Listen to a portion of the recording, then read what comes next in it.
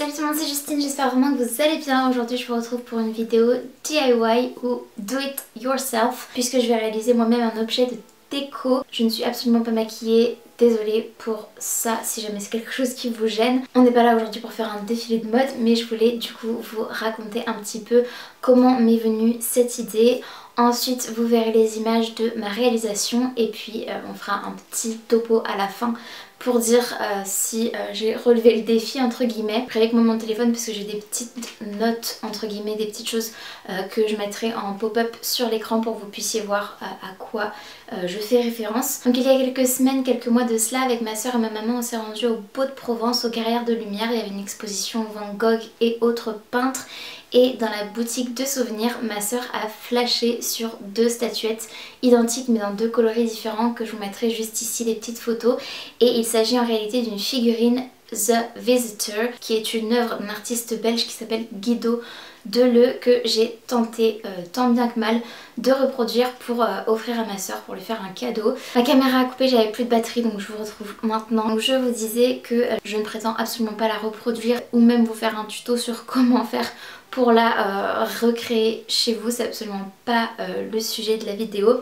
Le sujet de la vidéo c'est juste d'essayer de réaliser une statuette qui s'en rapproche le plus avec mes petites compétences manuelles en sculpture, c'est-à-dire qu'elle s'approche plutôt de 0. Si vous ne le savez pas, je pense que peu d'entre vous le savent, pendant 2 ans j'ai travaillé dans une boutique de loisirs créatifs de renommée à Paris et je faisais des ateliers pour les enfants de modelage et de pâte fimo. Mon amour pour les travaux manuels a toujours été présent parce que depuis toute petite j'ai plein de souvenirs de travaux manuels, de loisirs créatifs, ce genre de choses. C'est ce qui m'a d'ailleurs permis d'avoir ce travail à l'époque.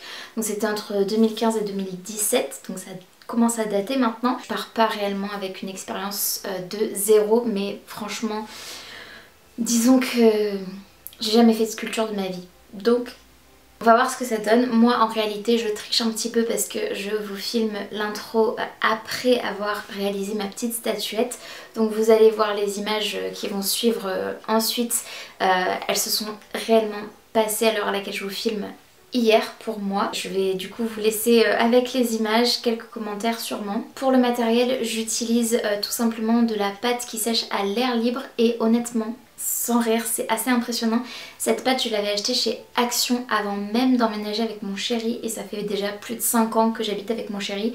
Donc j'ai dû l'acheter il y a 5 ans et demi, 6 ans peut-être, un truc du genre si c'est pas plus. J'étais persuadée quand je l'ai retrouvée il y a quelques mois de cela dans mes affaires qu'elle aurait séché, qu'elle serait dure comme du béton et en fait pas du tout. Je sentais déjà à travers le papier que la pâte était encore malléable, donc c'était juste génial. Et j'ai aussi une bombe de peinture qui vient également de chez Action en couleur dorée. J'espère que j'en aurai assez, mais voilà, pour les fournitures c'est essentiellement ce que j'ai utilisé et un cure-dent aussi, vous verrez. Ok, donc j'ai pris mon modèle et puis je vais y aller au feeling hein, parce que clairement j'ai pas d'autre choix. Wow. Déjà prélever la tête, ça devrait être pas mal pour la tête, peut-être un peu plus. C'est un bloc de pâte qui fait 500 grammes imitation pierre, c'est le fini qui est affiché sur le packaging. 500 grammes c'est tout ce que j'ai utilisé puisque j'ai voulu prendre la totalité de la pâte pour que la statuette soit la plus grande possible. Je dirais que c'est une statuette quand même moyenne mais je verrai à la fin, je vais mesurer par rapport à l'original, en tout cas celle qu'on avait vue, voir si les dimensions sont très éloignées ou non. Je pense que ça ira. Et ce que j'ai fait c'est que j'ai tout simplement avec mes doigts essayé de reproduire les formes que je voyais sur les photos que ma soeur avait prises et voilà, m'en inspirer tout simplement pour donner la forme à mon personnage. C'est clairement pas une copie conforme qu'on se le dise, mais j'ai essayé de faire de mon mieux et au final je pense que la sculpture dans sa totalité, à la fin je pense qu'on reconnaît la forme quand même et la posture du personnage. En tout cas je l'espère, vous me direz en commentaire ce que vous en pensez. Je pense que j'ai fait le maximum que je pouvais et de mon mieux. J'aurais certainement pu faire encore mieux si j'avais consacré encore des heures et potentiellement peut-être avec une autre pâte. Celle-ci craquelle pas mal et j'ai mis du temps à lisser, il y a encore pas mal de crevasses comme le dit à un moment donné dans la vidéo, qui fait que le rendu est pas ultra lisse. La sculpture elle est vendue sur internet, dans des musées, ce genre de choses, dans des boutiques de souvenirs comme je vous le disais. Donc clairement ils utilisent un moule, ça peut pas être fait autrement et c'est ultra lisse alors que la mienne voilà elle ne l'est pas. Mais ça donne aussi un aspect un peu brut et c'est relativement tendance aussi dans les intérieurs en ce moment. Il faut que j'arrive à le rendre plus dodu. Ça va pas être une mince affaire. J'ai pas plus de pâte que ça.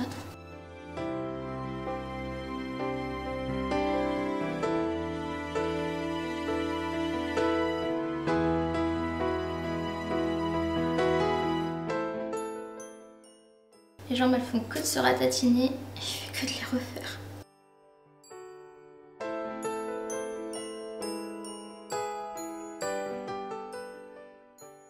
Je sais pas si elle va vouloir le garder couleur terre ou doré, mais couleur terre, si elle veut le garder, il faut que j'enlève le maximum de traces et que je lisse les jonctions. C'est pas le plus facile parce que en tenant mon bonhomme comme ça, je le déforme aussi avec la chaleur de ma main.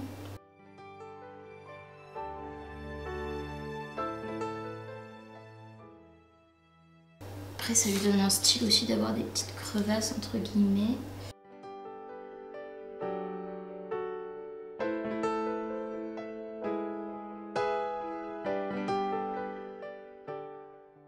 Et le plus dur c'est qu'il faut qu'elle tienne debout cette statue après. Il faut que j'arrive à la faire tenir.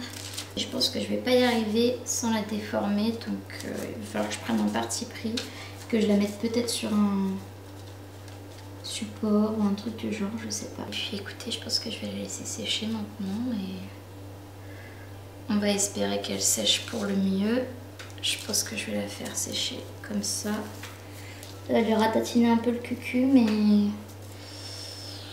je sais pas trop comment je pourrais faire autrement pour pas que les jambes retombent. C'est pas aussi beau que l'original, bien évidemment. J'ai trop peur que ça lui plaise pas à ma soeur parce que c'est pour elle.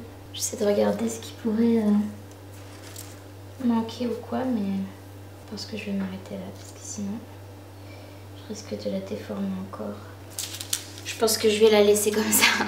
J'espère que ça plaira à ma soeur. Je vais la bomber en doré parce que sans lui dire, même si je sais pas trop si elle se doute ou pas, mais sans lui dire, je lui ai juste demandé par message si elle préférait pour un objet de déco chez elle une couleur gris foncé ou bien du doré. Elle m'a dit du doré. Donc je vais bomber ma sculpture qui met très longtemps à sécher. Je pensais qu'en 24 heures ce serait prêt et en fait pas vraiment.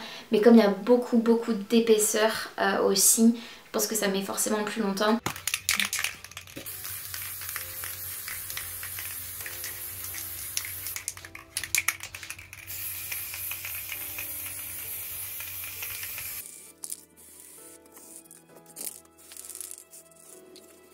Et au niveau des prix, la statuette que j'ai retrouvée sur internet, elle est vendue à 109 €. Celle qu'on avait vue dans la boutique, elle était vendue à 124 €. Après forcément c'est pas du tout le même produit, on est d'accord hein, clairement avec ce que j'ai fait.